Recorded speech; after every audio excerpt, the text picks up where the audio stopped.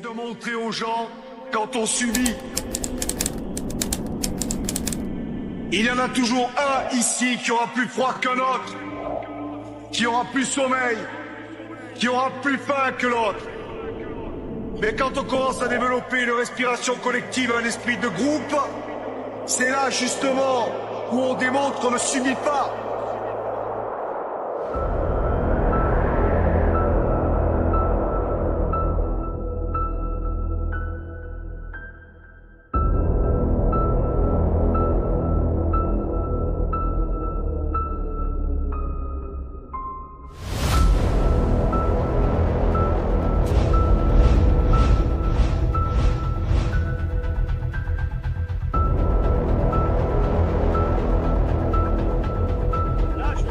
Dans le neige.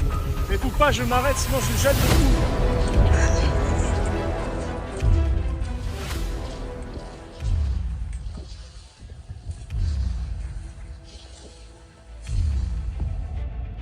Et si tout s'effondrait demain? Plus d'électricité, plus d'eau courante, plus de lois. Seriez-vous prêts à survivre? Certains s'organisent déjà. Ils ont fait un choix radical. Apprendre à vivre en totale autonomie. Rentrer en immersion avec les membres de la GMS.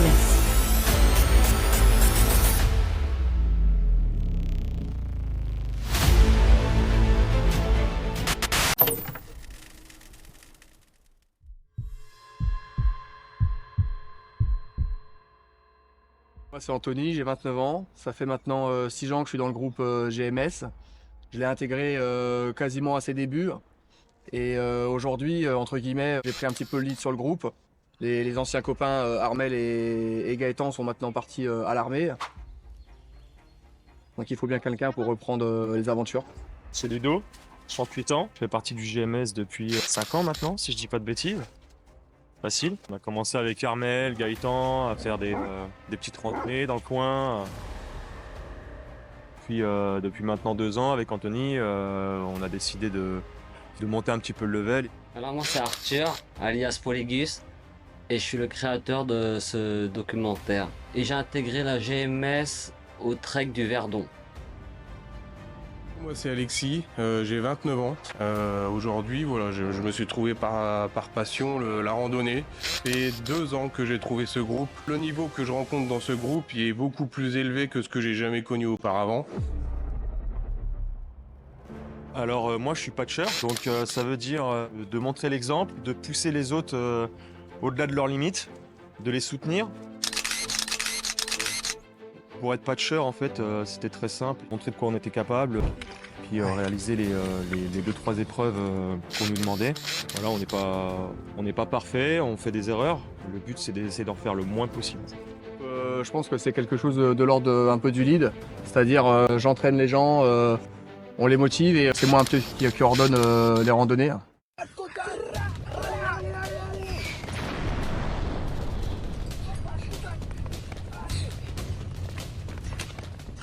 On charge! Munitions!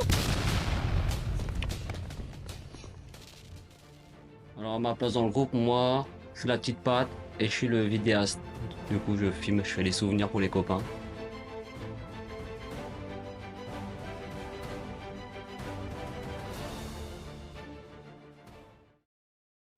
La montagne, c'est toujours quelque chose qui m'a passionné. Je pense que ça passionne tout le monde. C'est un peu c'est quand même hard. Et je pense que c'est là qu'on voit vraiment nos limites. Bon on va faire simple, moi la montagne ça me fait Déjà en pleine montagne dans le froid, c'était clairement pour pousser nos limites, hein, pour voir les limites du matériel et les limites de l'être humain en globalité, quoi. Et c'était vraiment le but de la manœuvre. Pour le coup, Alors la pleine montagne, ce qui est intéressant dans la pleine montagne, c'est qu'on est seul. Il y a personne autour de nous, il y a très peu de gens, très peu de perturbations. Et étant un amoureux de la nature, des animaux, de tout ça, je trouve vraiment ma place à la montagne.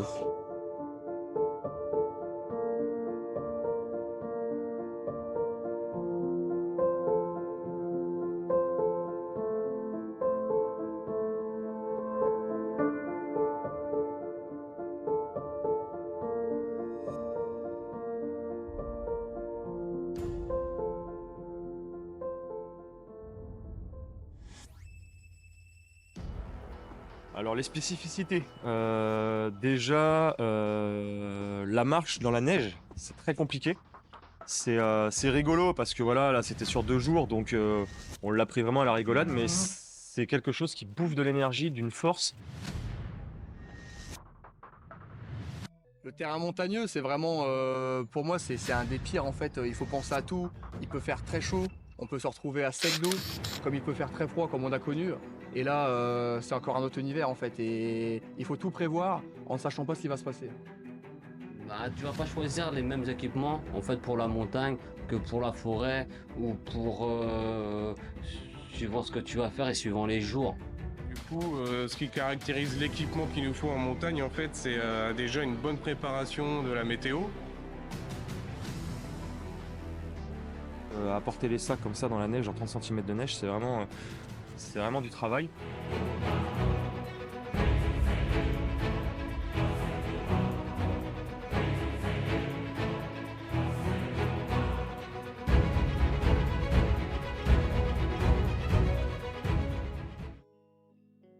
Quand Anto m'a proposé viens on va à la montagne, je fais vas-y, moi j'ai déjà fait du bivouac d'hiver, ça va bien se passer. Et une fois qu'on arrive sur le bivouac, on est tous fatigués. Le bivouac en lui-même, dans le froid, dans la neige, essaie de s'isoler du froid, de se couper du vent au maximum. Trouver un terrain plat, bon, dans la neige, c'est pas trop compliqué en vrai. Essayer de s'abriter au maximum. Déjà, c'est le plus important. Un bon duvet, si t'as pas un bon duvet, t'es mort. Je pense vraiment pour passer une nuit confortable. Quand j'entends confortable, ça reste dans les rudiments du bivouac, mais surtout c'est un bon couchage, un bon duvet qui soit adapté à la température et à la saison, et surtout l'isolation du sol, un tapis. Parce que dormir par terre, j'ai déjà fait, et c'était pas mes meilleures nuits. Il faisait très froid la nuit, donc on avait tous conscience des risques, notamment le risque d'hypothermie qui était assez élevé. On s'est tous préparés avant de dormir, on s'est concertés, on s'est donné un plan B. S'il y en a un qui va pas bien, on se réunit tous et on extrait le gars qui va pas bien ensemble, tous ensemble. C'est la photo dans la toile de tente là, à 3 h du matin, où t'arrives, il fait moins 14 degrés, et que dans ta tente tout est gelé. Et là tu dis, là on joue plus la survie, on est en survie. J'avais mis toutes mes couches dans ma tente, je dormais, j'avais plus rien à me mettre, il me restait plus que ma doudoune. Et en fait, ma doudoune, je l'ai mise sur mes pieds. J'en ai fait l'expérience, j'ai clairement passé la plus mauvaise nuit bivouac de toute ma vie. Et c'est vraiment...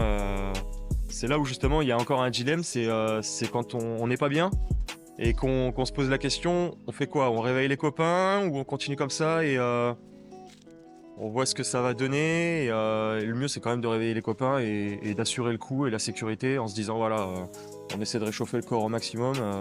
Quand ça va pas, en fait, faut le dire, c'est le plus important. On est un groupe et s'il y a un des membres qui lâche, en fait, c'est pas bon, quoi.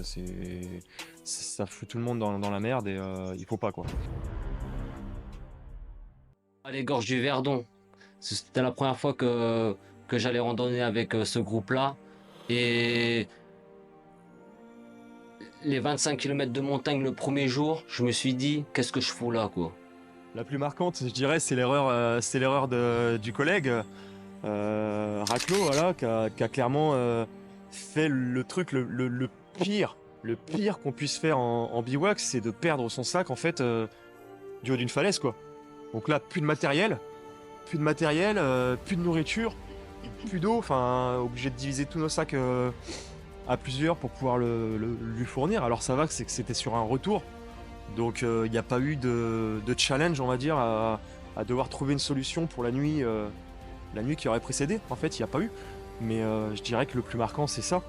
C'est que lorsqu'on fait un effort qui est vachement intense, et ben en fait, je me retrouve avec l'estomac noué et le soir, je peux pas manger. Ça m'est déjà arrivé 2 fois. Je sais pas du tout maîtriser ça. Franchement, le soir de ma première nuit de la première journée de randonnée, impossible de manger. L'été dernier, voilà, c'était vraiment exceptionnel, quoi. C'est un cadre qui est génial. De toute façon, c'est toujours des expériences, peu importe les coins où on va. Même là, cette expérience, c'était dans le Jura, ça a duré 2 jours, mais c'était intense. C'était intense parce que c'était différent encore. C'était dans le froid, dans la neige.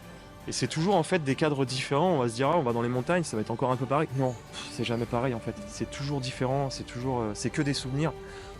Mes anecdotes sur des voies passées, il y en a une surtout qui m'a marqué, là c'est très récent, c'était dans le Jura. C'est le matin quand on a voulu se lever et que j'ai pas pu mettre mon pantalon ni mes chaussures parce qu'elles étaient tellement gelées qu'il a fallu les réchauffer au réchaud.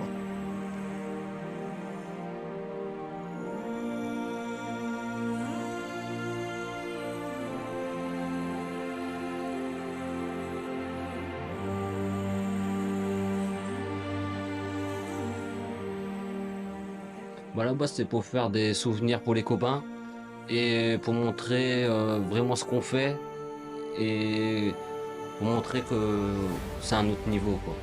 Le GMS pour moi c'est avant tout un groupe et on est tous unis autour de valeurs communes. C'est-à-dire on aime le sport, la nature, le dépassement de soi. Mais avant tout on est là les uns pour les autres et le but est de se dépasser tout en prenant soin de nos collègues, veiller à pas faire d'erreurs. Et puis après le reste c'est que du fun.